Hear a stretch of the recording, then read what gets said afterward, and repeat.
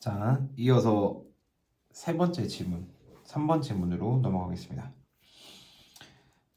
되게 많은 연구들은 보여줬는데 몸무게 그리고 몸무게와 그런 태도 어떤 거냐면 환자의 그런 여기 보면 환자의 배우자죠. 환자의 배우자들의 그런 체중과 태도는 뭘 줄 수 있냐면 영향력을 줄 수 있다라는 거예요. 여기서 해부부터 어느까지 그냥 타동사 취급할게요. 몸무게 양이 감량하는 것 그리고 성공하는 건데 in weight maintenance라고 해가지고 몸무게 유지 성공에 대단한 영향을 끼칠 수 있다라는 것.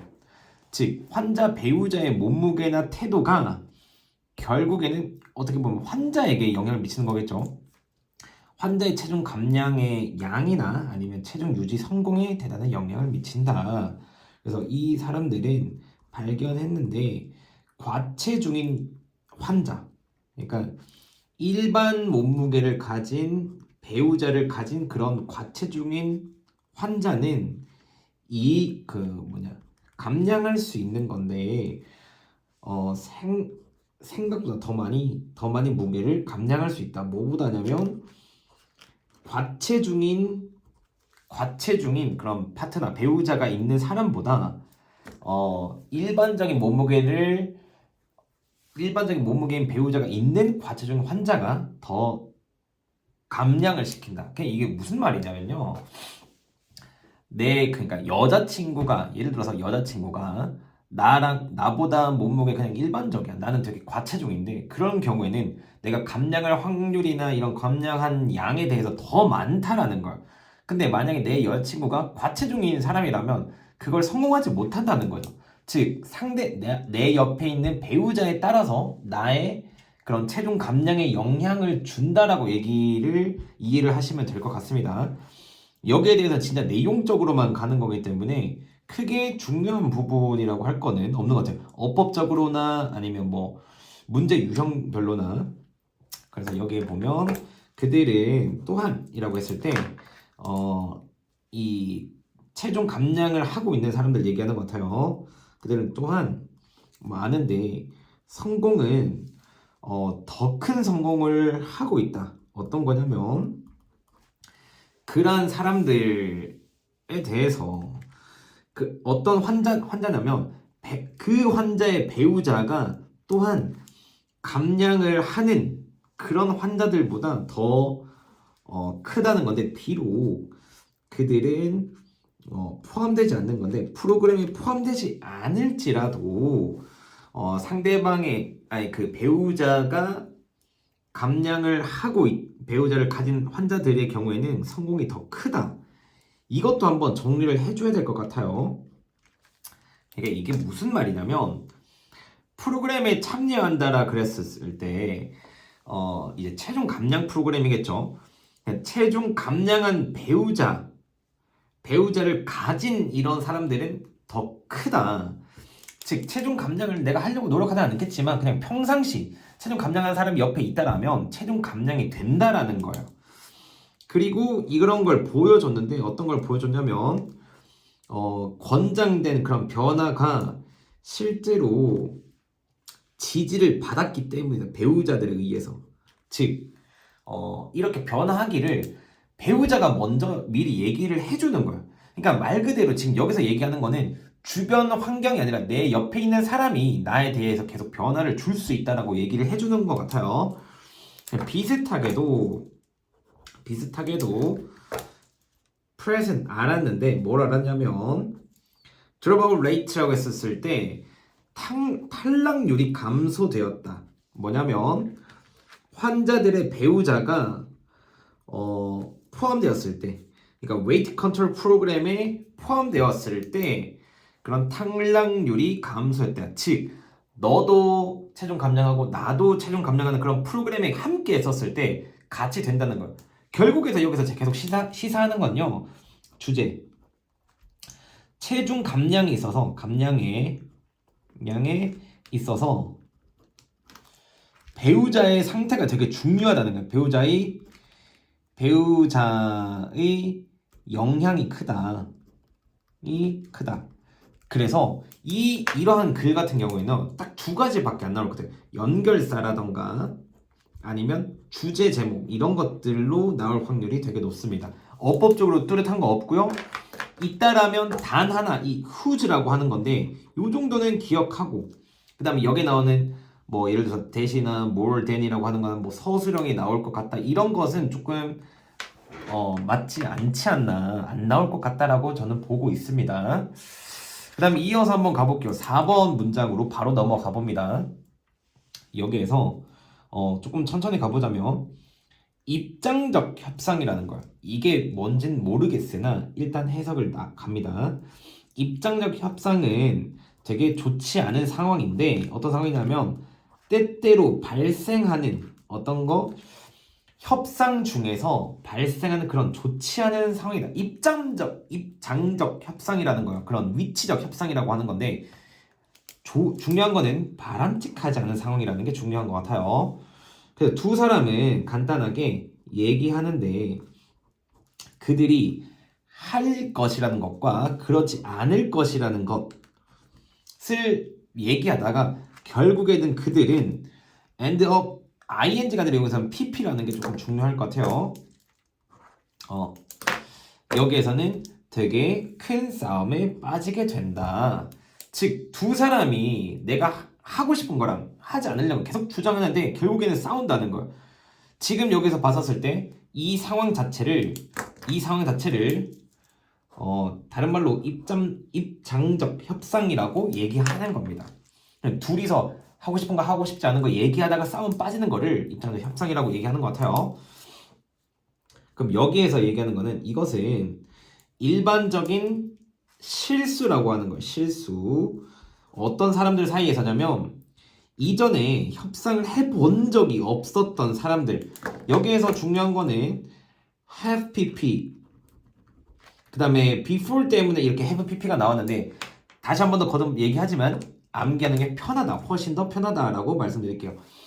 이전에 협상을 해본 적이 없는 사람들은 일반적으로 실수를 한다.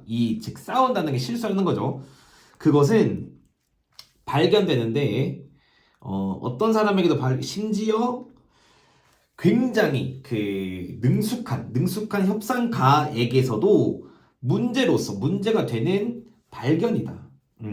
문제로서 발견된다라고 하는 거예요. 지금 여기서도 한 번 더 그러니까 완료 시제는 늘상 여기 중요하다는 거.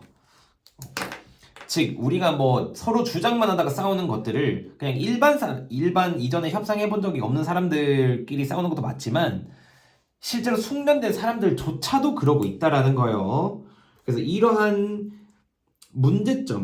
상황의 문제점은 아무것도 실제 협상이 발생하지 않는다라는 것이다. 그래서 take place는 하나의 수고 표현으로 조금 생각해 주시는 게 좋을 것 같습니다. 일어나지 않는다. 그러면 이러한 상황은 어떤 것이냐면요. 이 상황의 문제점, 즉 주장만 하다가 결국에는 싸우는 이러한 상황, 즉 입장적 협상을 얘기하는 거예요. 이런 협상의 문제점은 협상이 발생 안 한다는 거예요. 그냥 싸움만 일어난다는 거죠. 둘 중 어느 한쪽은 받아들여야만 하는데 다른 사람이 제안하고 있는 것을 받아들여야만 하거나 그들은 지속해야 된다. 오랜 기간의 불편한 그런 싸움들을 계속 빠져 있는 거예요. 결국에는 이런 상황들은 앞으로도 뭔가 한쪽이 그냥 져가지고 그걸 그냥 온전히 받아들이던가 아니면 계속 그러한 싸움이 있다라고 얘기를 하는 겁니다. 즉 여기서 말하는 이것은 일반 누구 한쪽이 들어주는 거나 아니면 길고 불쾌한 싸움을 계속 빠져 있는 걸 얘기하는 거고 이것은 화를 유발하고 안 좋은 기분을 만들어내는데 have potential to 이러한 가능성을 가집니다. 어떤 가능성이냐면 건강한 관계를 망칠 가능성을 가지는 그런 나쁜 감정으로 이어질 수 있다. 즉 이러한 상황이 계속되면 내가 얘랑 되게 신뢰 관계였을지라도 관계까지 해치는 안 좋은 일로 벌어져 가는 거예요. 결국에는 입장적 협상이라는 거는 그냥 서로의 주장만 하다가 안 좋게 되는 그런 상황을 얘기하는 거고, 이게 계속 오래 된다라면 좋았던 관계에서조차도 좋지 않게 되는 그런 결과를 만들어내기도 한다라는 거예요. 그래서 마지막에 얘기하는 건 심지어 어떤 사람들이냐면 오랫동안 친구였었던 사람들이 그들 스스로를 발견하는데 어떤 걸 발견하냐? 결국에는 적으로서 그들 스스로가 결국 적으로서 남아있다는 걸 발견한다, 알게 된다라고 하는 거예요. 여기서 어법적으로는 themselves 이거는 꼭 염두에 주셔야 되고요. 그 다음에 여기 한 번 더 다시 현재 완료가 있다라는 거 찾아주시면 될 것 같아요. 근데 이 문장은 조금 하나 보시는 게 좋을 것 같은데, 오형식도 나오고 오형식 문장도 되고요. 그 다음에 추가적으로 제기대명사도 나오고 그 다음에 현재 완료 구문도 나오기 때문에 여기서는 꼭 이 문장은 나올 수도 있다, 서술형으로 나올 수도 있다라는 거 인지해 주셨으면 좋겠습니다. 그러면 지금 여기서는 얘기하는 거는 입장적 협상에 대한 부분이죠. 왜 좋지 않은가? 그러니까 말 그대로 입장적 협상이 안 좋은 상황인 이유, 안 좋은 상황인 이유가 제목으로 나올 수도 있겠고요. 주제나 아니면 어법 이쪽으로 나올 확률이 조금 높습니다. 네.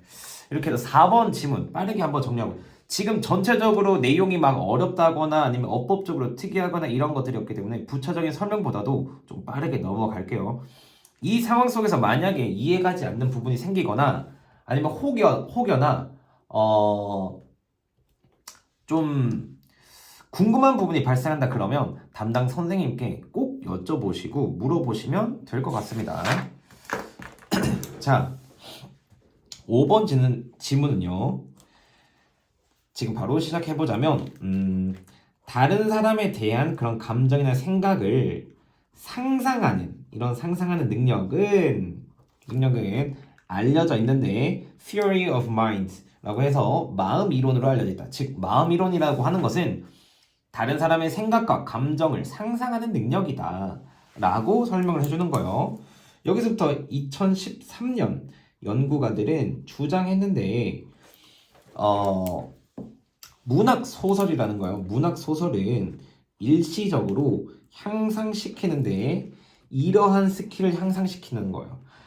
이러한 스킬은 어떤 거냐면 말 그대로 위에서 얘기했던 타인의 생각과 감정을 상상하는 능력을 얘기하는 거고, 이것들을 향상시키는 것은 문학 소설이구나. 소설을 읽으면 그 주인공의 이런 생각이지 않을까? 이런 마음이지 않을까라고 하는 것들을 자연스럽게 생각하기 때문에 발달시킨다.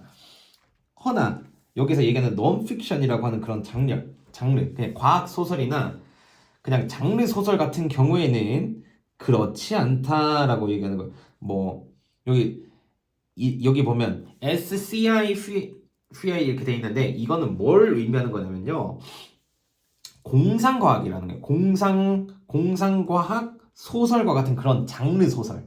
그러니까 여기서는 이게 사이언스 픽션 약간 이렇게 볼 수도 있는데, 그러니까 공상과학 소설과 같은 그런 장르 소설이나 아니면 비소설류들은 그렇지 않다라는 걸 의미하는 것은 뭘 의미하는 거냐? 향상시키지 않는다는 거예요. 향상시키지 않는, 즉 문학 소설만 이런 마음 이론을 조금 능력을 올리지만 그 외의 소설들은 그렇지 않다라고 하는 거예요. 그래서 그들은 설명하는데 뭘 설명하냐면 문학 소설이 조금 더 집중한다는 거예요. 그런 캐릭터에 대한 그런 생각에 집중한다 그러고, 그러니까 위에서 얘기했던 왜 그렇게 일시적으로 향상시키는지에 대해서 얘기하는 거죠. 뭐보다냐면 글쓰기의 다른 형태, 쉽게 말하면 공상과학 소설이나 아니면 장르 소설을 얘기하는 거예요. 그것보다는 등장인물에 대해서 생각에 더 집중하는 게 문학 소설이다. 그래서 독자들은 따라서 여기 보면 연결해서 하나 표시해주고, 그 외에 뭐 비교급으로 나오지만 뭐 중요한 어법이나 이런 거 없기 때문에 계속 이어서 갈게요. 그들 스스로를 두는데 어디에 두냐면 등장인물들의 머릿속에 그들 스스로를 둔다. 즉, 내 독자가 그들 스스로를 등장인물의 머릿속에 둔다라는 이 표현은요. 아, 이 사람의 머릿속에 한번 들어가서 상상해본다라고 얘기하는 거랑 똑같아요. 근데 여기에서는 좀 중요한 게 독자들은 직접 등장인물 머릿속으로 들어가 봐야 된다라고 하는 게 의미 추론으로 나올 수 있는 부분이기 때문에 학생들은 꼭 여기에 대해서 정확하게 정리해야 되는데 머릿속으로 들어가 봐야 된다. 즉 등장인물의 생각에 집중한다는 말과 동일한 거예요. 그래서 의미처럼 나오더라도 당황하지 말고 내가 저 사람 등장인물 주인공 이 사람의 생각과 감정을 상상하는 것을 이렇게 표현해놨구나 라고 하는 거고 다른 연구들은 비슷한 결론이 나왔다. 몇몇의 참가자들은 읽었는데 그런 소설에 대해서 조금 읽었습니다. 무슬림 여성에 대한 소설을 읽었고 다른 사람들은 그냥 단지 그런 같은 이야기의 그런 개요, 요약본만 읽었다라고 얘기하는 거예요. Afterward, 그 이후에 소설을 읽은 사람은 조금 더 적을 것 같다는 거예요. 뭐냐면 고정관념을 만들 그런 가능성이 더 적었다. 그녀의 그런 종교에 기반을 해서 그녀에 대하여 그리고 그녀의 종교에 기반하여 가지고 고정관념을 만들 가능성이 더 적었다라고 하는 거예요. 그러니까 뭔 소리냐 여기에서는 예시라고 하는 부분인데 내가 이걸 읽음으로써 그 여성에 대해서 조금 생각해보고 그 감정을 내가 공감하고 상상해봤기 때문에 그럴 수 있다라고 생각하는 거예요. 결국에 쉽게 얘기하면 이 대한 소설이라고 하는 거는 문학 소설을 얘기하는 거고 문학 소설을 읽다 보니까 이 무슬림 여성에 대한 감정이나 생각들을 충분히 상상해 볼 수 있었다라고 얘기하는 하나의 예시인 거죠. 그래서 어떤 거냐면 읽는 거, 즉 여기에서 보면 이런 문학 소설을 읽는 것은 도움을 주는데 우리가 다른 사람들을 이해하도록 조금 도움이 되는 것 같다라고 얘기하는 거예요. 도와주는 것 같다. 여기에서 이 문장은 사실 주제문이고요. 그 다음에 2형식 유닛 1에서 배웠던 부분, 그 다음에 5형식 부분이기 때문에 조금 외워주는 편이 좋을 것 같습니다. 그래서 정말 쉽게 주제를 결정하자면 마지막 문장이 맞아요. 문학소설을 읽음으로써 다른 사람을 이해하고 타인의 생각을, 감정을 상상할 수 있는데 도움이 되는 것 같다가 주제고요. 실제 이러한 글은 주제와 혹은 연결사 아니면 지문이 좀 길기 때문에 순서 삽입으로 나올 확률이 있어요. 그럼 어떻게 끝냐면 여기에서 순서 삽입 포인트가 되는 거고요. 그 다음 이어서 therefore이 나오기 때문에 다시 한번 더 여기서 순서 삽입. 그리고 여기에서 말하는 some participation 이라는 부분에서 다시 한번 더 순서 삽입인 거예요. 이유가 왜 그런 거냐면 다른 연구에서도 유사한 결론이 나왔을 때 밑에는 다른 연구가 나와줘야 되고 따라서 얘가 들어가야 되는지 뭐가 들어가야 되는지 정확하게 모른다는 거예요. 그러니까 쉽게 말한다면 다른 연구에서라고 그랬었죠. 그러면 2013년은 무슨 연구고 밑에 있는 건 무슨 연구냐 명확하게 이해를 해야 되는데 여기에서는 연구원들이 뭐 소설에 대해서 비소설이나 아니면 공상과학 소설이랑 문학 소설에 대해서 비교한 연구고요. 얘는 문학 소설을 읽었을 때 어떤 결과가 있지에 대한 연구이기 때문에 다른 연구라고 표현하는 거예요. 그러면 선생님 이 뒤에 얘가 나와야 되는 건지 명확하게 어떤 게 맞습니까? 라고 한다면 진짜 외울 수 있는 포인트들이 없죠. 이 두 개가 위치가 바꾼다 하더라도 진짜 뭐 크게 상관이 없을 수도 있어요. 그렇기 때문에 오히려 더 헷갈린다는 거죠. 그래서 5번 질문 같은 경우에는 명확하게 2013년이라는 이 연구가 먼저 나왔었고 그 다음에 독자들은 이렇게 해야 된다라는 게 나오고 그 다음에 또 다른 연구가 나왔구나라고 순서를 명확하게 기억해주는 게 가장 중요할 것 같습니다.